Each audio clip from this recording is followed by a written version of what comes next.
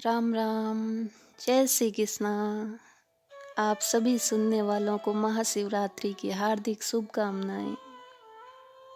आप सबका जीवन भगवान भोलेनाथ हमेशा मंगलमय रखे, आप सबकी हर एक दुआ पूर्ण करे। और इसी दुआ के साथ आज का वीडियो शुरू करती हूँ। वीडियो बहुत ही अच्छा है, अंत तक सुनने की कोशिश करना और अच्छा लगे तो शेयर जरूर करना।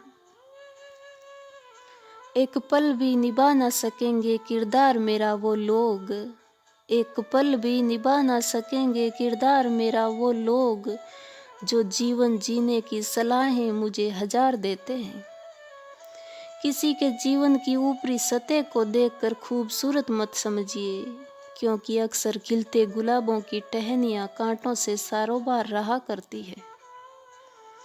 इंसानों का जीवन दिखता कुछ और है, होता कुछ और है और समझा कुछ और जाता है। एक मैं हूँ जो खुद के जीवन को समझ ना पाई आज तक, एक मैं हूँ जो खुद के जीवन को समझ ना पाई आज तक, और ये कि दुनिया वाले हैं जो ना जाने क्या क्या समझ लेते हैं। कई बार फेर समझ का होता है, हकीकत कुछ और होती है और हम समझ कुछ और लेते हैं।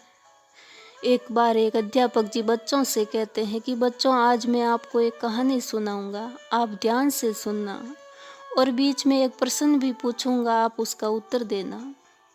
अध्यापक जी कहानी शुरू करते हैं। एक समय एक छोटा सा जहाज दुर्घटनाग्रस्त हो जाता है और उसमें एक पति पत्नी सफर कर रहे होते हैं। पति पत्नी जहाज को डूबता देखते हैं तो उनको पता चलता है कि जहाज में एक ही लाइफ बोट है जिस पर एक ही व्यक्ति बैठ सकता है। पति ने पत्नी को जहाज में ही छोड़ दिया और खुद लाइफ बोट पर जाकर बैठ गया। पत्नी पीछे से चिल्लाई और चिल्ला चिल्ला कर वो अपने पति से कुछ बार बार कह रही थी। अब बताओ बच्चों, वो पत्नी अपने पति से क्या कह रही होगी? बच्चों ने एक साथ जवाब दिया कि वो अपने पति पर चिल्ला रही होगी कि तुम मुझसे प्यार नहीं करते, तुम धोखेबाज हो जो मुझे अकेला छोड़ दिया मरने के लिए।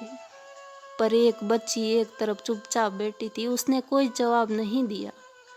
तो अध्यापक जी ने उसके पास जाकर पूछा कि तुम चुप क्यों बैठी हो, तुम भी तो कुछ जवाब दो, तुम उदास क्यों हो? तब उस बच्ची ने अध्यापक जी से कहा कि उस पत्नी ने चिल्लाकर अपने पति से कहा होगा कि हमारे बच्चे का ख्याल रखना। अध्यापक जी ने कहा कि बेटा, ये कहानी तुमने पहले भी कभी सुनी थी क्या? क्योंकि पत्नी ने यही कहा था। पर तुम्हें कैसे मालूम कि पत्नी ने यही कहा था? तो बच्ची ने जवाब दिया कि मैंने ये कहानी कभी नहीं सुनी थी, पर मेरी माँ ने मरते वक्त मेरे पिताजी से यही कहा था कि मेरी बच्ची का ख्याल रखना। उसका जवाब एकदम सही था। अध्यापक जी ने आगे की कहानी शुरू की। जहाज डूब जाता है और वो व्यक्ति बच जाता है और उसने अपनी बच्ची की खूब अच्छे से परवरिश की। कई सालों के बाद जब उसकी बेटी बड़ी हो गई तो उसकी शादी कर दी और एक दिन वो बेटी अपने पिताजी के घर आती है, घर की सफाई कर रही होती है। उस वक्त पिताजी की अलमारी में उसे एक डायरी मिलती है जिसमें उसके पिताजी ने अपने पत्नी के लिए कुछ लिखा था कि मैं तुम्हें बहुत प्यार करता हूँ और हमेशा करता रहूँगा, पर उस घटना की याद का गहरा एहसास लेकर मैं कैसे जी रहा हूँ ये तुम जानती हो या मैं समझता हूँ। पर मुझे माफ़ करना, उस दिन तुझे डूबता छोड़कर मुझे आना पड़ा, पर तुम्हारी बीमारी आखिरी स्तर पर थी और हमारी बेटी बहुत छोटी थी। तुम कुछ ही दिनों की मेहमान थी। अगर उस दिन बेटी की परवरिश का सवाल ना होता तो मैं कभी तुम्हें अकेला छोड़कर नहीं आता। उसी दिन तुम्हारे साथ समुद्र की गहराइयों में समा जाता। हो सके तो मुझे माफ़ करना। कहानी खत्म हो जाती है। सारी कक्षा मौन थी और सभी बच्चे कहानी के भीतर की शिक्षा को समझ चुके थे। जीवन में कई बार कुछ ऐसी परिस्थितियां हमें भी देखने को मिलती है, पर हम उनको ऊपरी स्तर से देखकर या सुनकर निष्कर्ष निकाल लेते हैं और अपने हिसाब से उसे सही साबित करने लग जाते हैं। पर हकीकत कुछ और होती है और बात की गहराई तक हम कभी नहीं पहुंच पाते हैं।